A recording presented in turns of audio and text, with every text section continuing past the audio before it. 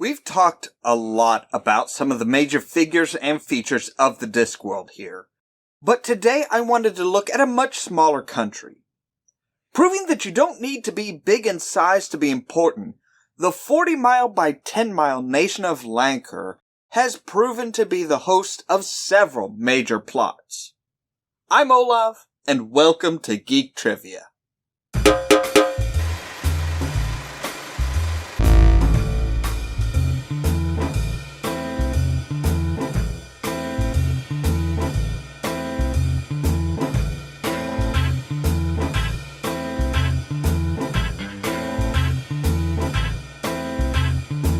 The country of Lancre is nestled away in the Ramtop Mountains of the Discworld, and has a long and drawn-out history.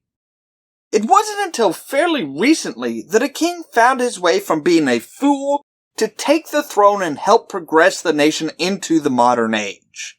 The latest king, Varence II, was the bastard child of the previous king, and wound up going through an almost Hamlet-style story. Thankfully, the witches of the country were able to help him along and prevent everyone from dying. The witches are key features in the land of Lancre. Unlike many other nations, they are well respected and looked up to. Although, to be honest, that might have something to do with most of the population being related to one of the witches, and another one terrifying them. The point is that witches are never thrown in a lake or burned at the stake. The land is also bordered by very strong magic field. This leads to weak points in the landscape where the, lords and ladies can at times cross through. It also gives way to the gnarly ground, which changes based on the mindset of the person walking through it. There are some unusual customs, such as the naming ritual. At midnight, a child is named in a special ceremony. This has been cause of some unusual names when the priests don't know how to read well, or in fact completely forget what they're doing. This has led to the former witch and current queen, Margaret, and one previous king that was unfortunately named Ye Gods He's Heavy the First. Some rather famous names in the country's history, though, are completely made up.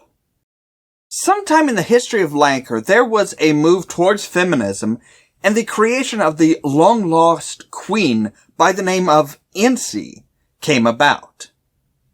She even had a painting made of her in spiky armor and helped Queen Margaret out of a jam.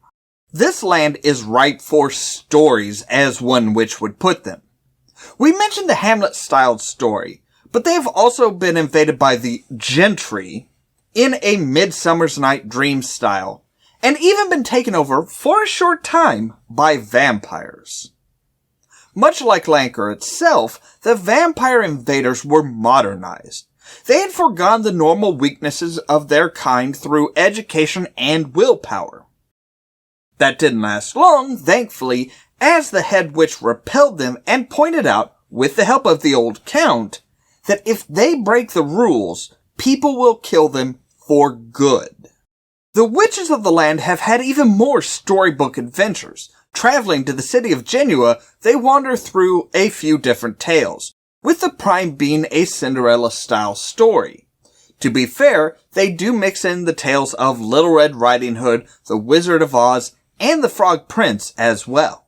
They also took a trip to Ankh-Morpork because, as the saying goes, all roads lead to Ankh-Morpork. Here they had to help deal with the ghost of the Opera House. This was a must because the young woman who was to fill out their coven had decided to wander off and be a singer. Militarily, they are nothing to fear. Their entire army is made up of one individual, Sean Ogg. Though this is not surprising from a land with a population of 500 people. Mr. Ogg also holds jobs as the captain of the guard, herald, royal historian, postman, and many others. The current king has tried setting up a parliament, but the people of Lancre see this as him trying to get them to do his work for him. So technically, they are known as a constitutional monarchy. Among some of the towns in the land, one that always draws attention is the town of Badass. This town got its name because the donkey hauling supplies for a group of settlers stopped at the ford and refused to move.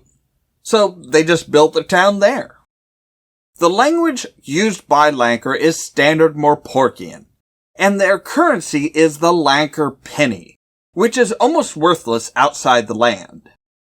It is also almost never used in Lancre itself, as it weighs more than an ounce per coin. And there are so few people that everyone knows who owes what to whom.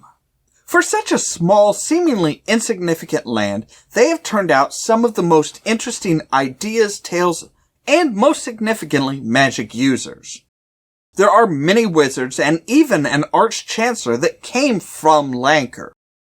Most notably, though, is Escarina Smith, the daughter of a local blacksmith who was the one and only woman to ever become a wizard.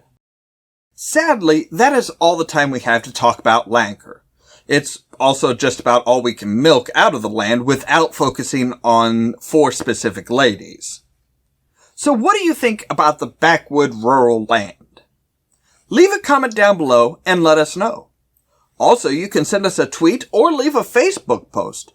We love to hear what you have to say. As always, thank you very much for watching.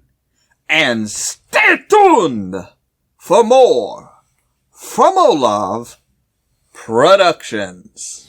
If you wanna see some crazy Cheerio! you should meet me and my friends. Even though we got no money, I do show too. us how funny. Yeah, everything's better with them. We're just like ooh, ooh, ooh. We don't Just kick him in the worry nads. tomorrow. We Oh, just I said. You mean Jumpman? He's kind of well.